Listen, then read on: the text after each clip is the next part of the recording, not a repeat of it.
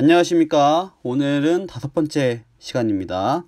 세 번째 중단원인 나라 안에서 전개된 민족운동 들어가겠고요. 오늘은 3개의 수단원을 한꺼번에 다루도록 하겠습니다. 그 중에 3.1운동 이후의 민족운동 먼저 들어가도록 하겠습니다.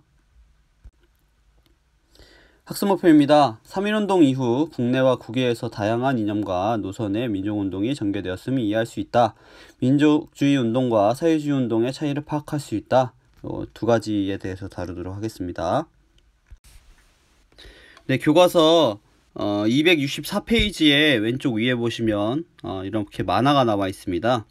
이 만화로 보시면 이번 중단원의 내용을 간략하게 요약한 만화가 그려져 있는데 이 1920년대, 30년대의 민족운동이 이렇게 이루어졌구나 라는 것을 여러분들 파악할 수 있습니다. 이제부터 3.1운동 이후의 민족운동 방향에 대해서 살펴볼 건데요. 일단 좀 기준을 다시 한번 나눠보도록 하겠습니다. 일본의 일제 통치 방식으로 이제 기준을 나눠보자면 1910년대는 무단 통치, 1920년대는 민족 분열 통치 또는 문화 통치, 1930년, 40년대에는 민족 말살 통치 이렇게 나눠볼 수 있는데요. 우리나라 민족운동도 요거와 비슷하게 한번 나눠볼 수 있습니다. 1910년대에는 3.1운동이 이제 대표적으로 있었고요. 1920년대부터 이제 우리가 보도록 할 건데요. 1920년대 이후에는 국내외에 3.1운동을 계기로 해서 다양한 민족운동이 시작됩니다. 그래서 국외에서는 무장독립전쟁이 주로 많이 준비가 되고요. 또 벌어지기도 하고요. 그 다음에 우리가 저번 시간에 배웠던 임시정부 중심의 외교 활동이 이루어집니다. 예. 왜냐하면 국내에서는 더 이상 이런 무장투쟁이나 외교 활동을 할 수 없었기 때문이죠. 자, 그러면 국내에서는 놀고 있었느냐? 그게 아니고요. 실력 양성 운동이라든지 대중적 조직 운동을 통해서 청년, 학생, 농민, 노동자를 중심으로 한 그런 운동들이 활발하게 전개가 되고 있었습니다. 자, 이 실력 양성 운동과 대중적 조직 운동으로 대표되는 국내 운동도 두 가지로 나눠 볼 수 있어요. 그래서 첫 번째는 3.1운동 이후에 이제 사회주의가 본격적으로 우리나라에 들어오게 되면서 사회주의 운동이 대두가 됩니다. 특별히 자본주의로 비롯된 제국주의에 굉장히 실망을 한 청년 지식층에게 크게 이게 확산이 되고요. 또 민족주의 운동과 갈등이 발생합니다. 왜냐하면 사회주의에서 특별히 배격하는 것이 부르조아라고 하는 자본가들인데요. 민족주의 운동을 하던 사람 중에 우리나라 사람들 중에 자본가에 해당하는 좀 그런 계층이라고 할까요? 그런 돈이 있는 사람들이 많이 있었는데 그들과의 갈등이 이제 발생을 해서 민족운동이 크게 분열이 일어납니다. 그래서 민족 유일당 운동이 이제 시작이 돼서 이념과 노선의 차이를 극복하는 항일투쟁의 역량을 강화하고자 하는 민족 유일당 운동이 일어나고요. 우리가 4단원, 5단원쯤에서 배울 신관회가 그거에 해당한다고 볼 수 있습니다. 자, 264페이지에 왼쪽 아래에 보시면은 나와 있는 도표인데요. 이 도표만 보셔도 1920년대 이후에 민족주의 운동과 사회주의 운동의 차이점을 좀 볼 수가 있어요. 민족주의 운동은 당연히 민족의 독립을 목표로 하지만 사회주의 운동은 다릅니다. 일본 제국주의 타도를 먼저 목표를 하다가 그 이후에 이제 지주와 자본가 계급까지 전부 다 타도를 하는, 그러니까 일본도 당연히 여기 지주와 자본가의 계급에도 들어있지만 우리나라 조선인들 지주 자본가들도 친일파들이 대부분 이제 해당이 되겠지만 이들을 타도하는 것이 사회주의 운동의 목표입니다. 그래서 민족주의 운동으로서는 이제 무장 독립 전쟁은 불가하니까 국내에서는 실력 양성 운동, 우리 민족의 실력을 양성해야 되겠다라고 하는 운동으로 방향을 잡고요.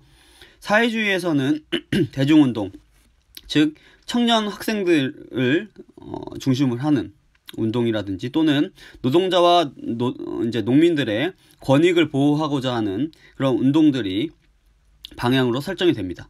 그래서 이제 지주와 자본가들을 타도하자라는 얘기를 하게 되는 거죠. 그래서 민족주의는 주로 농촌 계몽 운동을 해서 농촌으로 많이 가고요. 사회주의도 마찬가지로 소작쟁이 농민들에게 또는 노동쟁이 공장으로 가서 이제 운동을 벌이는 거죠. 그래서 민족주의 운동의 주체는 주로 지식인, 지주, 자본가였고요. 사회주의 운동의 주체는 지식인, 농민, 노동자였습니다. 그러니까 사회주의 운동가 입장에서는 민족주의 운동가들도 자신들의 적이라고 상정을 해볼 수가 있죠. 자, 첫 번째 소단원은 간단히 끝났습니다. 그래서 두 번째 소단원인 실력 양성 운동의 전개, 민족주의에서 주로 했던 실력 양성 운동을 들어가도록 하겠습니다. 자, 학습 목표입니다. 대표적인 실력 양성 운동의 내용을 파악하고요. 실력 양성 운동의 의의와 한계를 이해하시면 되겠습니다.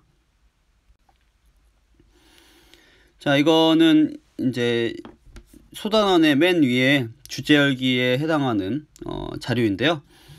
김동성 동아일보 기자가 소감을 써놓은 겁니다. 그래서 영국과 미국은 우리에게 관심을 줄 수가 없고 일본의 눈치를 보고 있으며 우리는 정말 동성 독립이 당분간은 절망적이기 때문에 일단은 실력을 키워야 된다. 이런 내용의 기사입니다. 자, 민족기업의 설립의 배경을 좀 보도록 합시다.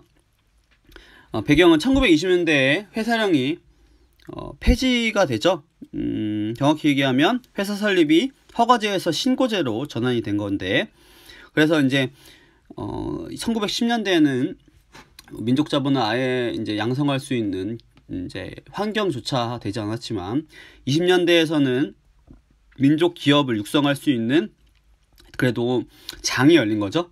그래서 경제적 민족주의 운동이 대두가 됩니다. 그래서 대주주 자본인 경성 방직 주식회사라든지 서민 기업인인 평양의 메리아스 고무신 양말 공장들이 이제 새롭게 이제 산업 분야를 개척하기 시작합니다. 특별히 유명한 이제 상회가 교과서 265페이지 오른쪽에도 나와 있지만 백상성형입니다. 대표적인 민족 기업이면서 임시정부의 독립운동 자금을 지원해주기도 한 그런 상회죠. 그렇지만 이제 일제의 감시와 탄압으로 결국 해산되는 결과도 맞게 됩니다. 특히 백산성에는 경주의 유명한 그 최부자의 마지막 맥을 이은 최준이라는 사람이 사장이었는데요. 이렇게 이제 민족 기업을 설립하려고 하던 사람들은 그래도 조선 말부터 부자라고 만석군이라고 이름을 가지고 있었던 그런 부자들이 그래도 민족을 위해서 헌신해야 되겠다는 마음으로 민족 기업을 많이 설립을 했다고 볼 수 있습니다. 그렇지만 훨씬 그 기업의 수가 이미 일본의 기업에 비해서 적었고 금융을 이 땅 장악했죠. 은행령을 통해서. 그래서 일제와 타협하지 않고서는 성장하기가 너무 쉽지가 않았습니다.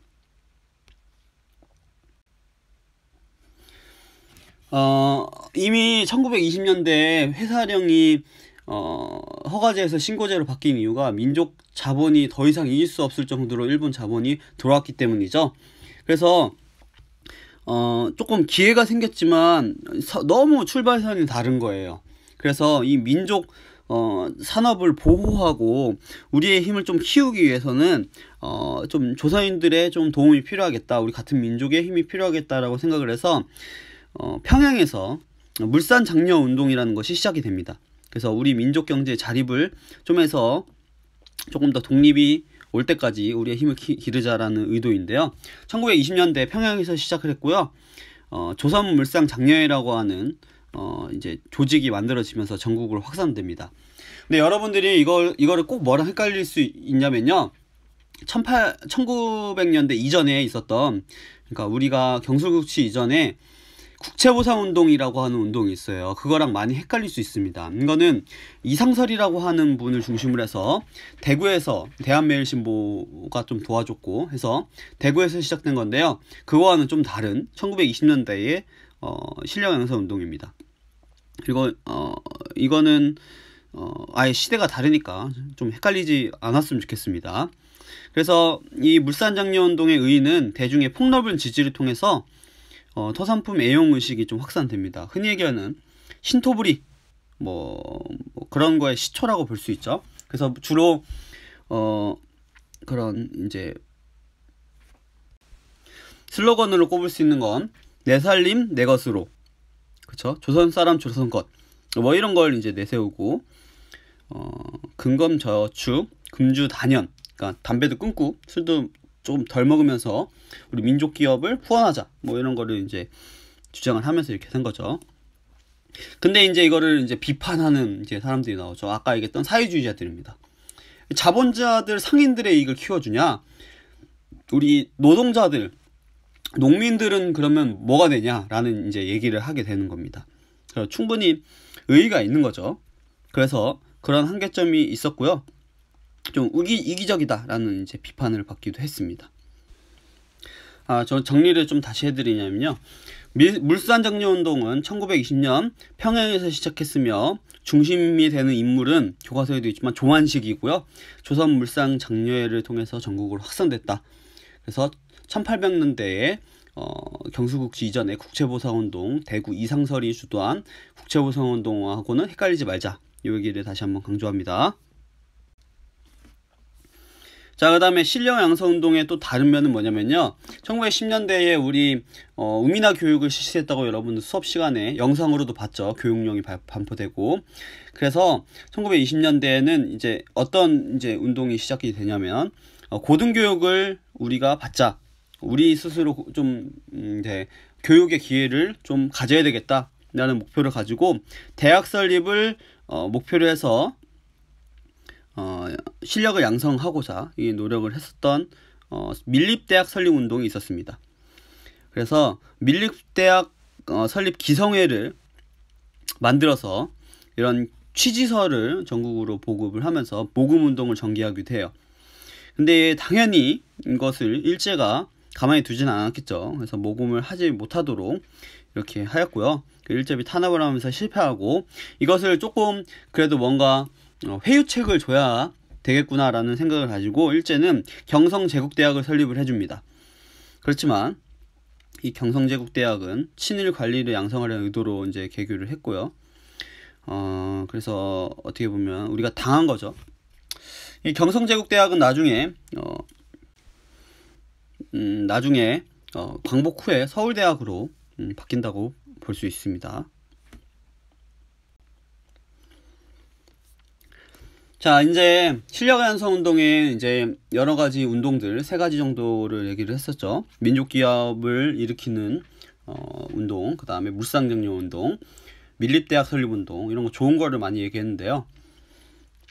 나쁜 쪽으로 나가기 시작합니다. 왜냐하면 이 실력 양성 운동이라는 것 자체가 일제가 허용한 허용 범위 안에서 이제 운동을 벌이던 거였어요. 그러다 보니까 일제가 허용하는 데만큼 해야 된다라는 것은 일제의 식민 지배를 어느 정도 인정을 한 거고, 그럼 타협해서 좀 자치권을 얻어보자라는 방향으로 생각할 수 있게 마련이에요. 대부분 이 실력 양성 운동을 하던 민족 이제 운동하던 분들이 자본가라든지 뭐 그런 지식인들이 많았잖아요. 그러다 보니까 일제의 지식인들과 자본가들과도 이제 타협할 수 있는 여지가 많은 거죠. 그래서 중심인물로 문학에서 유명한, 문학에서 소설로 유명한 이광수라든지 뭐 최린이라든지 뭐 김성수와 같은 사람들이 중심이 돼서 이제 우리가 일제 안에서 자치권을 얻자. 일단 일제의 그 식민 지배를 인정하자라고 하는 이제 얘기가 나오기 시작합니다. 그래서 어디 나와 있죠? 267페이지에 탐구활동에 보면은 민족적 경륜이라고 하는 동아일보 기사를 이제 이광수가 쓰죠. 그거 읽어보시면 어떤 내용인지 보게 될 거예요. 그래서 민족운동의 분열이 초래되면서 타협적 민족주의 운동과 비타협적 민족주의 운동으로 이제 분열이 되기 시작하고, 일제에 이제 이게 이용되기 시작하는 부분이 나오기 시작합니다.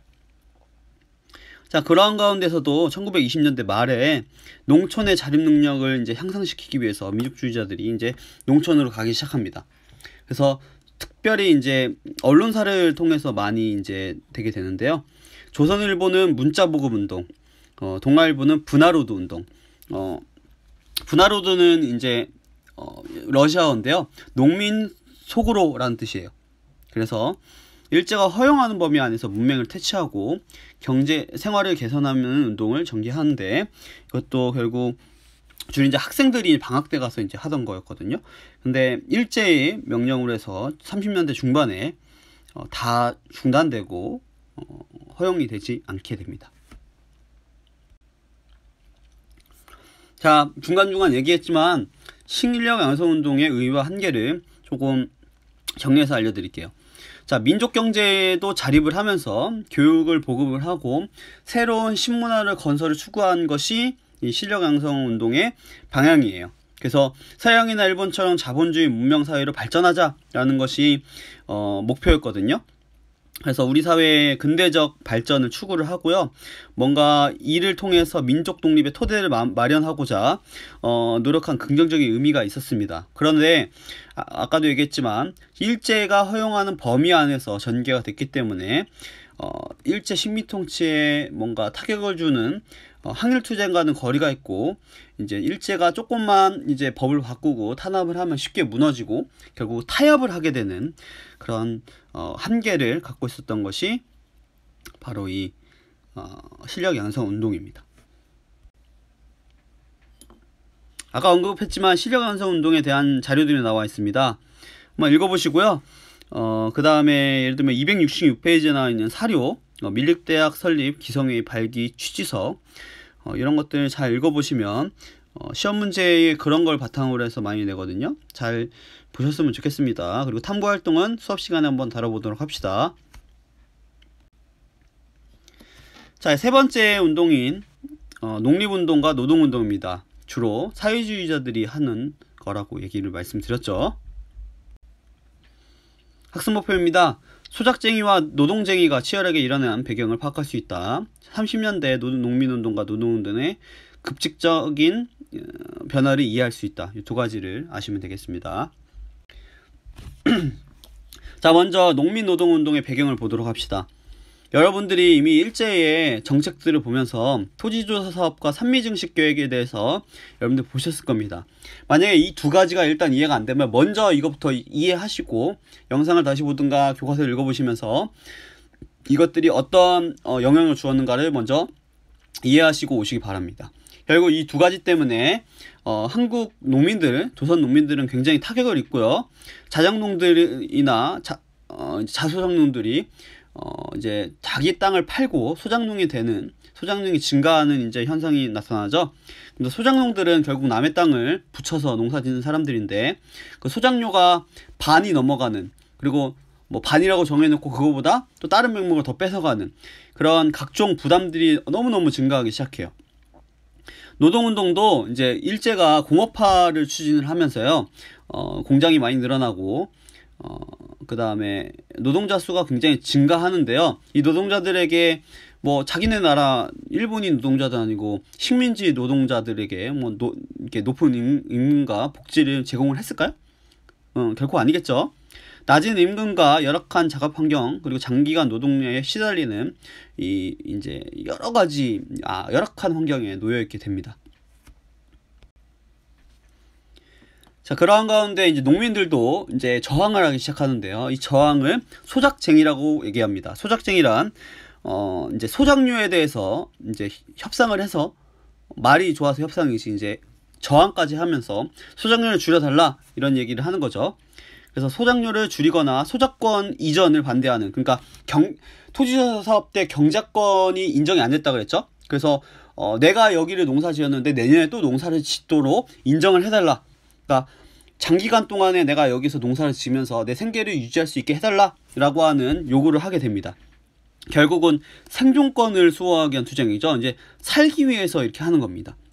더군다나 1920년도 이후에는 사회주의가 들어오게 되면서 사회주의자들이 영향을 주게 되고요. 이 사회주의자들이 단결하라, 농민들 단결하라, 너희가 저항해야만 살 수 있다 라고 하는 사회주의에 영향을 주게 되고, 조선농민 총동맹이라는 것이 결성이 돼요. 1927년도에요. 그래서 굉장히 많은 소작쟁이가 일어나기 시작하고, 가장 대표적인 소작쟁이는 암태도 소작쟁이입니다. 이건 꼭 기억해 두세요. 암태도 소작쟁이. 268페이지 왼쪽 날개에 나와 있습니다. 그래서 2년에 걸쳐서 벌어진 소작쟁이인데요. 무려 70% 이상의 고율 소작료를 징수하던 지주의 횡포에 맞서서 소작료를 40%대까지 이제 낮추는 그런 대단한 소작쟁이가 벌어졌었습니다. 근데 이제 일제도 이 지주의 권익을 옹호하죠. 대부분 일본인 지주이거나 친일파 지주이거나 이렇기 때문에요. 그래서 경찰력을 동원을 해서 농민의 요구를 이제 막 억압하고, 그래서 무력 충돌까지 일어나는 사태가 벌어집니다. 자, 그러면 노동운동을 볼까요? 이것도 노동쟁이라고 부르는데요. 역시 사회주의 운동이 확산됩니다. 사실 사회주의는 이제 자본주의에 대해서 비판하면서 나온 이제 사상이기 때문에 노동자들을 위한 이제 어떻게 보면 사상이에요. 그러니까 이들에게 맞는 사상이죠. 노동자들이요, 단합하라. 그래서 노동운동을 조직화하고요, 조합을 결성시킵니다. 그래서 임금을 인상시키고 노동 시간도 단축하면서 처우 개선을 요구하는, 복지를 좀 제공해야 된다고 요구하는 생존권 수호 투쟁이에요. 역시 마찬가지 앞에 농민운동과 비슷하죠. 그래서 가장 대표적인 노동쟁이는 원산 총파업입니다. 역시 암태도 소작쟁이와 함께 잘 기억하시기 바랍니다. 1929년도에 일어났는데요. 이거는 269페이지의 사건 속으로라고 하는 이제 내용으로 자세히 나와 있습니다. 이거 외에 정말 여러분들이 보시면 아시겠지만 20년대부터 35년도 때까지 굉장히 쟁의 건수가 많죠. 주로 이제 일본인 공장에서 일어났는데 경찰이 대기업하고 탄압하면서 항일투쟁으로 이제 변모하기 시작하고요. 그러면서 이제 무력투쟁까지 나아가는 모습을 보여주겠죠.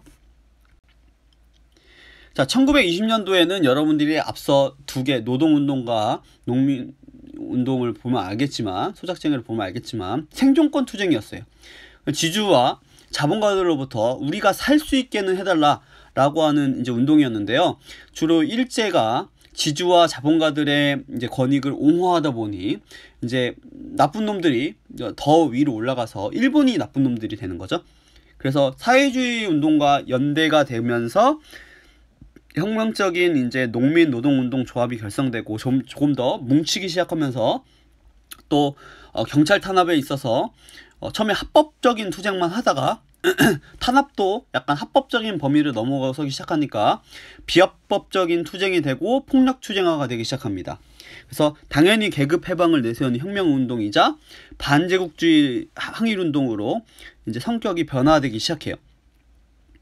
네, 그래서 비합법적인 폭력 투쟁으로 당연히 지주와 자본가들을 배제하면서 일본까지 배제하려는 그런 항일투쟁으로 나아가게 되는데, 중일전쟁 이후로 일제가 이제 전쟁을 수행하려면 이제 치안이 좀 안정이 돼야 전쟁도 수행할 수 있겠죠.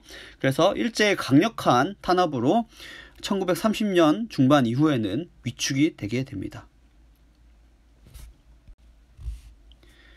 자, 그래서 여기 1930년대 소작쟁이에 대해서 나와 있죠. 그래서 1920년대와 30년대의 농민 노동운동의 특징을 한번 대조하면서 보면 좋을 것 같습니다. 자, 아까 언급했던 원산 총파업이죠. 4개월이나 지속한 정말 대단한 파업이었습니다. 자, 오늘은 여기까지 하고요. 다음 시간에는 60 만세운동, 광주 학생 항일운동, 이제 3.1운동 이후에 최대의 이제 항일운동이죠. 이것에 대해서 배워보도록 하겠습니다. 수고하셨습니다.